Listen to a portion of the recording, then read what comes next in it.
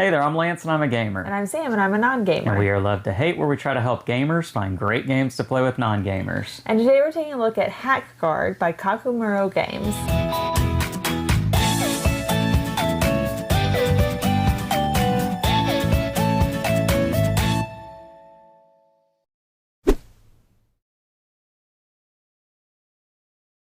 HackGuard is an abstract strategy game for 2 players that is coming to crowdfunding here in the near future, so make sure to check out that link down below in the description of this video after you watch it.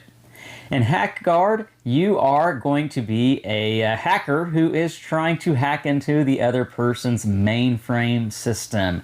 This is a game in which you are going to be doing programmable movement and laying tiles on a board that is going to alter what those programmable movement tiles that you and the opponent play are going to do to your pieces throughout the course of the game. And this is a little bit like capture the flag. Let me show you how it works down below, and then we'll come back and share thoughts on it as a gamer and non-gamer. All right, I have HackGuard on the table. Let me show you guys how this abstract strategy 2-player game works. Now, I do want to make sure you understand that everything you see here in this portion of the video is prototype. The final artwork, components, and rules may change once it's released from crowdfunding. That being said, let's get into this. Let me show you what you have. You do have a central board here, and I know it's probably difficult to tell, but there are player pieces on these corner spots on the board here. You have a black player piece and a white player piece, and then you have 8 pieces for each player, so 2 sets of 8 tokens that are exactly the same. You do also have a bag, a draw bag in the game, and inside this bag are lots of tiles that are looks a lot similar to these tiles right here, and we'll come back to what these do here for you in just a minute. So the idea with this game is that you are a hacker and you are trying to infiltrate your opponent's mainframe area, which is going to be this portion of the board. The black player wants to get their piece over here in the white player's mainframe area, and alternatively, the white player wants to get into the black player's mainframe area.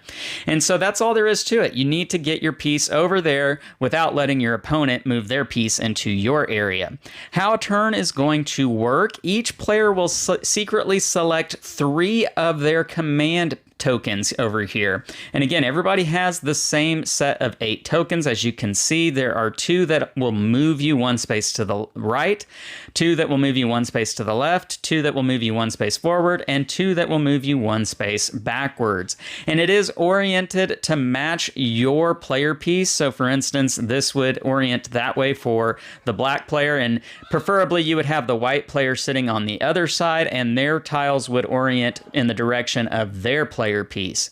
So you will select 3 secretly, playing them face down in front of you, whatever ones you end up picking. And obviously, I'm not really thinking this through. I just picked 3. And the other tiles would be face down, so it would not give away what 3 you've selected. But something like this, you'd keep those off to the side. And this player would do the same thing, selecting 3 for themselves. Then you would draw 3 tiles per player from the bag. So one player will draw 3 and the other player will draw 3, and then you will put those tiles face up in front of all the players. And I'm just going to show you some examples of what those tiles might look like. There would be a 6th one out here, but I'm just going to show you these 5 for right now. And then starting with the first player, they would select one of the tiles that are here in the market to place on one of the squares out here on the board. And so maybe this player places a square right there like that, and then the next player will choose one, so maybe they put one out here and they go like that. And you can put it anywhere on the board where there's not already a square, so it doesn't have to be right next to your own home base. You could put it next to the other player's base, and you would keep doing this until there were no more squares over here in the market, at which point each player would then reveal the 3 command pieces that they've selected for themselves, and you would then enact the programmable movement that you have chosen for yourself. Again, orienting it to your own player piece and the order that you've placed them out here. So the order that you put them out here is very important, and you would move your player piece according to your program. Now, if you move on top of one of these square tiles that you've put out here, you and the opponent have put out here on the board, then you would do whatever is on that tile. So this tile, for instance, is going to move you backwards backwards 1 space. This one would move you to the right 2 spaces. This one will do absolutely nothing. And this tile is going to rotate you 90 degrees counterclockwise. This one will rotate you 180 degrees clockwise. And so you might be asking, well, what difference does it make what direction you face? Well, that orients you in a different direction, which then will cause your programmable movement to move you in unintended directions than what maybe you had planned for. Because again, you are trying to get your player piece into your opponent's mainframe while preventing the other opponent from getting into your mainframe. That's all there is to this game. So it is programmable movement, but then you're throwing things out on the playing field that it's going to throw a wrench into your opponent's plans while they're doing the same thing to you. And you want to make sure that you don't accidentally get yourself tripped up and move yourself into a tile that you did not want for yourself and causes your plan to go awry. But that's all there is to this game. You get into your opponent's mainframe and you are the winner. That's how you play HackGuard. Let's go back up top and share our thoughts on this one. And we're back, and now we're going to share our thoughts on HackGuard from a gamer and non-gamer's perspective. So Sam, this is abstract strategy. We generally like abstract strategy games. No theme. No theme. That's Sam's thing. She likes games that are themeless. That's horrible. Sounds horrible. She's a lot of fun to play games with. But no, this is a classic abstract strategy. Programmable movement, and it's programmable movement that's very similar to the train game. I'm trying to think of the name now that I'm thinking of it, but the game where you're trying to rob people on the train, old Western game. I'm sure people out there are screaming it at the TV, at their phones right now, and I can't think of what the name is, but it'll come to me in a minute. But anyhow, it's like that kind of game where you are playing things prior to the action happening, and then you flip it over, you flip your cards or your tiles over, and you move about the board, but things are going to mess with what you were thinking was going to happen because you're going to be playing tiles. So you as a non-gamer, what do you think of that? What's your take on programmable movement games? For me, I think it's kind of a brain burner because I'm dyslexic.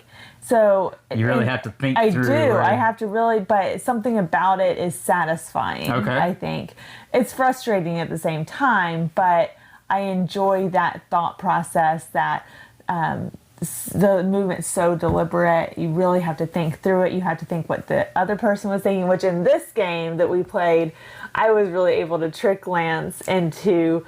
You were very crafty with this game. Yeah, I'm getting better. She is very impressive with this one because she did some things that I just was not expecting her to do. Which I think... Maybe I won't ever play it again because I won and we're done. No. I think with this game, that's something that's really interesting and fun about it is that you can throw people for a loop. You can get them thinking, oh, I'm going to do this thing. And then you end up doing something completely different. And that's just a fun, exciting twist with this game. And it's such a simple, straightforward idea with it. And I think these games are really good for a gamer and a non-gamer couple or pair of people because it doesn't really have much to do with your ability to play games, but more your ability to, for lack of a better word, see the future or plan ahead. Yeah. And so I think I like these because I can typically be a little bit better than Lance because just that's how our brains work. Mm-hmm. And in an actual board game, he's just better at general being efficient and strategizing, that sort of thing. And so I think that's why I like the no theme, just thinking, you're using your brain. You know, I think it works really well, and it's extremely quick.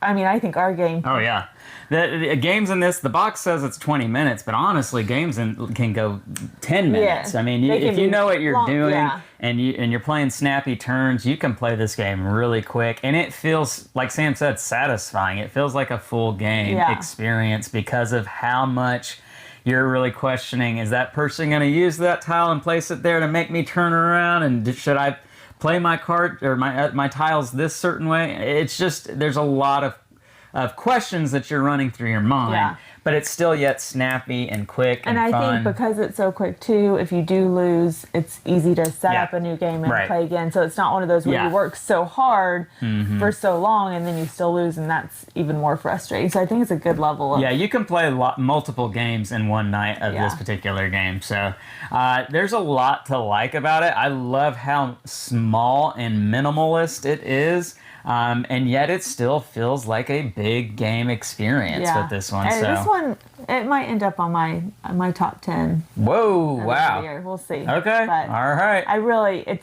We don't have a whole lot of games like this. Yeah. And so I appreciate when a new one comes out that I can play. This is an abstract strategy game you really want to be on the lookout for. Yeah. So the game is HackGuard. It is from Kakumaru Games, and it is coming to crowdfunding here in the very near future. So again, make sure to check out that link down below in the description of this video. And go ahead and leave us some comments down below. Let us know what you think about this game. Make sure to like and subscribe and push that bell button so you get notifications of all our new content. I'm Lance. I'm Sam. And we are Love to Hate, where we try to bridge the gap between gamers and non-gamers. We'll catch you next time.